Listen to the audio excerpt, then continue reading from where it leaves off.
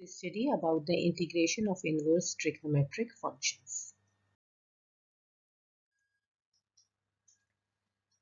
Now here we have integral sign x plus 2 over radical of 4 minus x square.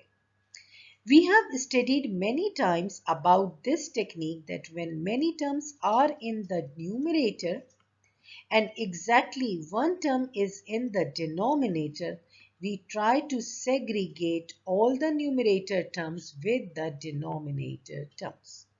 So we can write it as x over square root of 4 minus x square plus 2 over square root of 4 minus x square.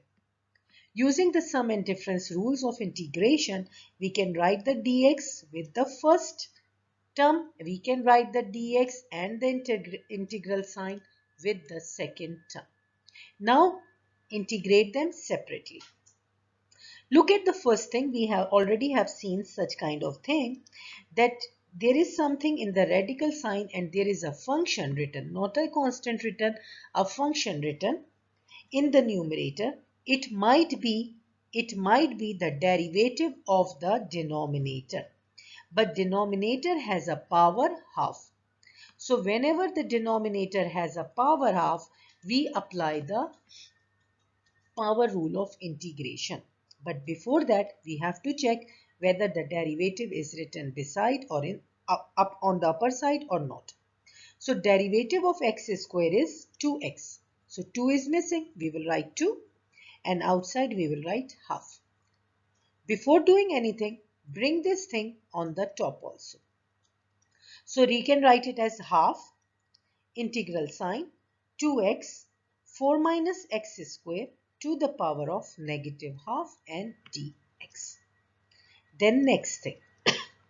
Now on the second integral sign, you can see there is only a constant, so the constant can come out of the integral sign.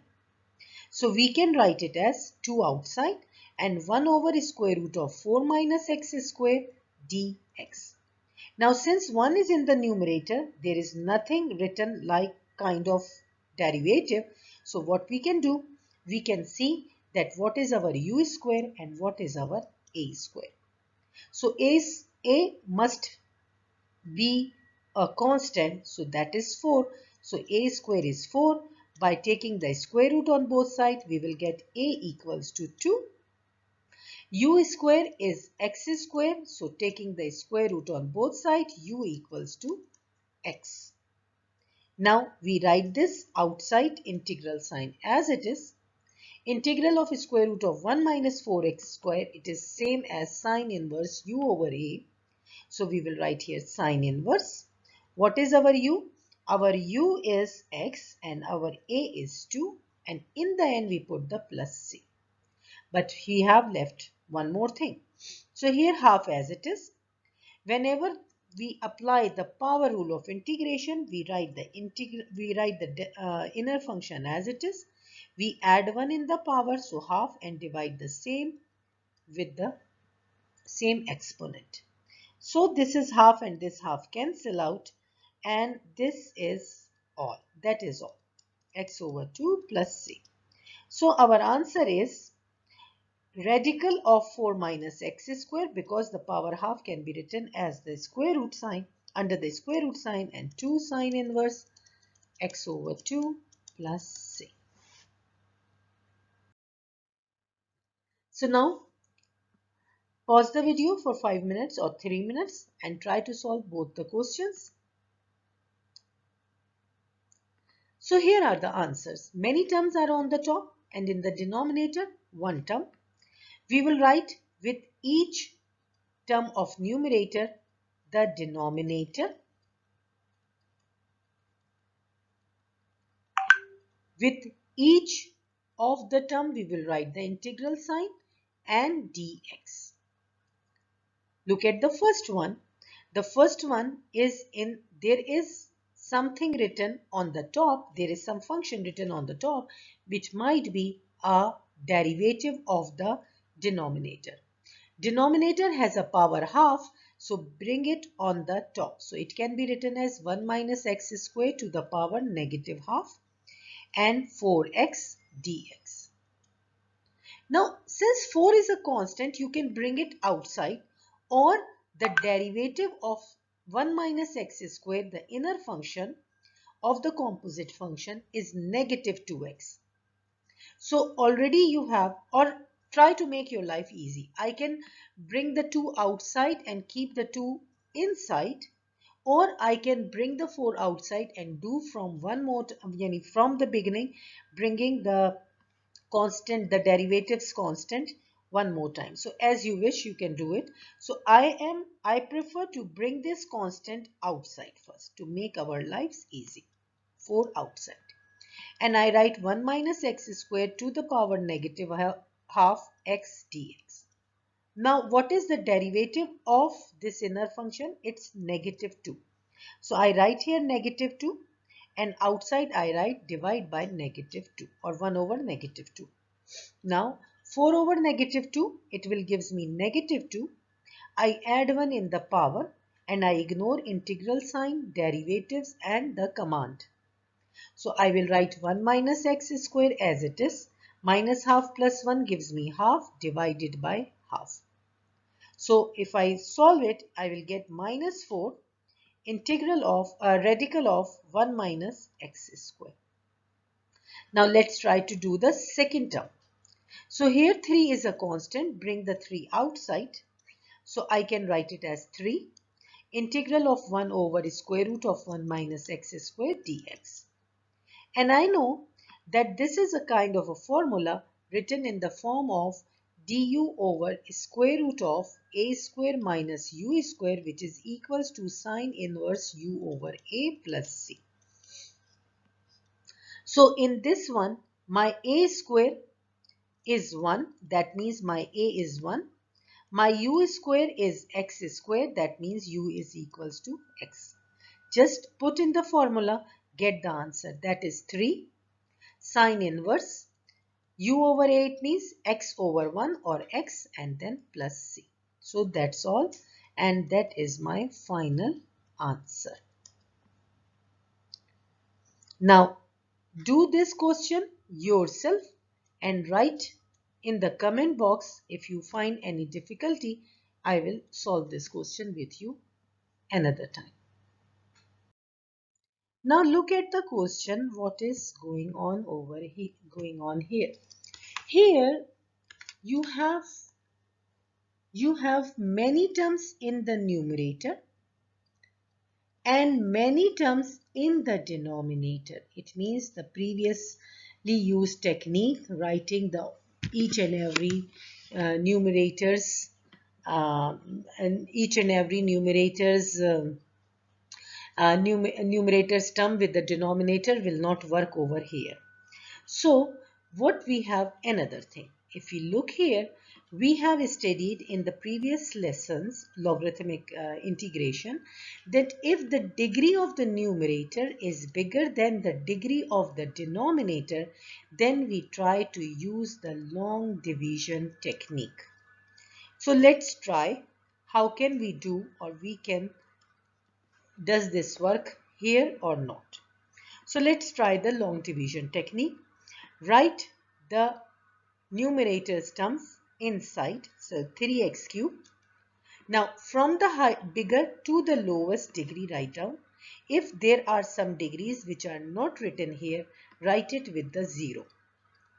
So I have the power 3. The power 2 is not there, so I can write 0x square because 0 times anything gives me 0. I can write 0x and I can write minus 2. Now I write on the outside the denominator as the divisor. Now what do we do? Take the first term of the dividend and divide it with the divisor. So it means 3x cube divided by x square. It gives me 3x. So write as a quotient 3x in the quotient. Now multiply 1 by 1 all the terms of the divisor with the quotient. So 3x times x square gives you 3x cube. 3x times 4 gives you 12x. So leave the x square, write under the x 12x. Now change the sign because in the division we subtract actually. So 3x cube gone. Now 0x square, anything comes in the beginning with the 0 sign, don't write it. 0x minus 12x gives us minus 12x. Just bring this negative 2 as it is.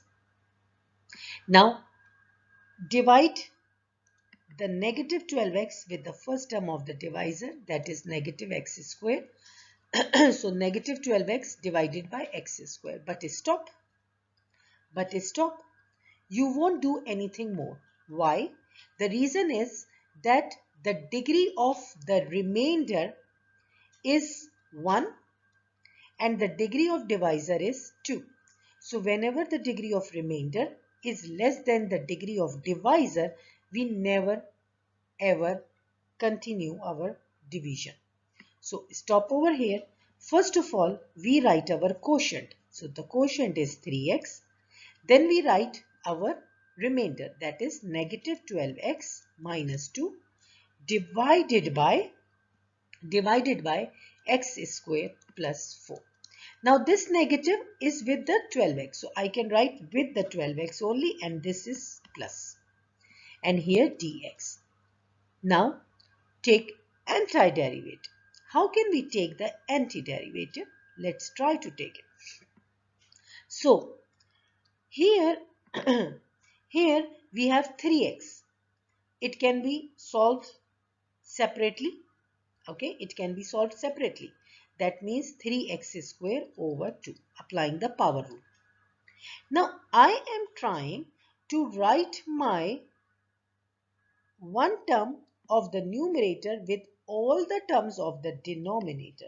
I can write it because I cannot divide it more.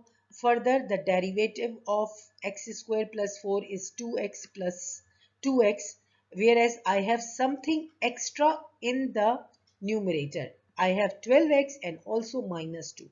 So that's why I am trying to write all the numerator terms with the denominator one by one with the integral sign. 2 over x square plus 4. And when I write the integral sign using the sum or difference properties of integral, I write the dx with both the terms. Okay, now what is going on? So 3x square over 2, it's already done. So I'm writing with the red. Now here 12 is a constant. Bring it outside. So I am showing over here. Okay, so I will write minus 12 here and x dx over x square plus 4. Now what is the derivative of the denominator? It is 2x. So I will write 2 on the top and I will divide it the 2 outside the integral sign. And now if I see that the power of the denominator is 1, so of course it is the logarithmic rule. So I will write ln of denominator, that is x square plus 4. And negative 12 over 2 is it is 6. So I write here negative 6 ln of x square plus 4 for the first term, second term. Now here I will show you over here the same other terms. How can I solve? That is negative 2 over x square plus 4. 2 is a constant, so I will write outside the integral sign.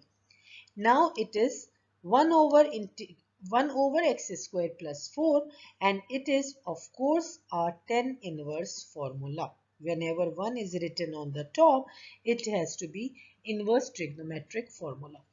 So our u square is x square, that means our u is x. Our a square is 4, that means a is my 2. So what do I write? I will write here negative 2, because here there is a negative, so I can write here negative 2. And then I will write 1 over a, it means 1 over 2. Tan inverse u over a, u means x over 2 plus c. This 2 and this 2 cancel. You just simplify and write out. So this is our answer. This is the way how we treat or how we integrate the improper irrational function.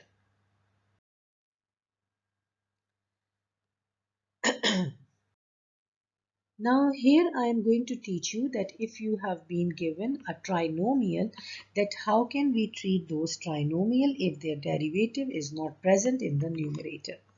So in such cases, try to use the completing square technique. According to the completing square technique, if anything is written in the form of ax square plus bx plus b by 2 whole square, then it can be written in the form of ax plus b by 2 whole square, making sure that the a value is equals to 1.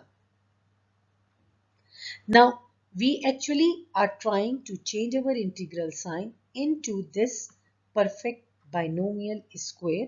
The reason is that by doing this one, we will be able to use the inverse trigonometric functions formula, because this is the only thing that can be treated if in the denominator or in the numerator the derivative is not given. So let's try this thing. So here I am showing you I have ax square minus 4x, and just leave some space and write the third term on one side. Now look at these two terms. According to these two terms, a is 1 and b is negative 4. So here I need b by 2 whole square. So for that reason, I will write plus. Now b by 2 means negative 4 by 2, because my b in this case is negative 4 whole square. Since I am adding some number, so I have to subtract the same numbers in the same question. I am done. I can change this trinomial into a perfect binomial. How? Take the first term without the square. Take the last term with the sign which is present inside without the square. So 4 over 2 gives me 2, and make it whole square. Now negative 7, negative, negative 4 over 2. So 4 over 2 will be 2, 2 times 2, 4, and minus 7, minus 7, minus 7, it is plus 7. Sorry, in the question it is plus 7. So here it is plus 7 I wrote. So plus 7 minus 4 gives me plus 3. Now I converted my trinomial into a kind of perfect square. So let's check, what do I write? I write dx over x minus 2 whole square plus 3. Now why I did this? Because I want to know that what is my u square. It is x minus 2 whole square, which means u equals to x minus 2. My a square is a constant, that is 3. So my a equals to square root of 3. So my formula is 1 over a tangent inverse u over a plus c if anything is written in the form of du over a square u square plus a square. So I will write 1 over a is square root 3, tan inverse, and u is x minus 2 over a is 3 plus c. So that is all.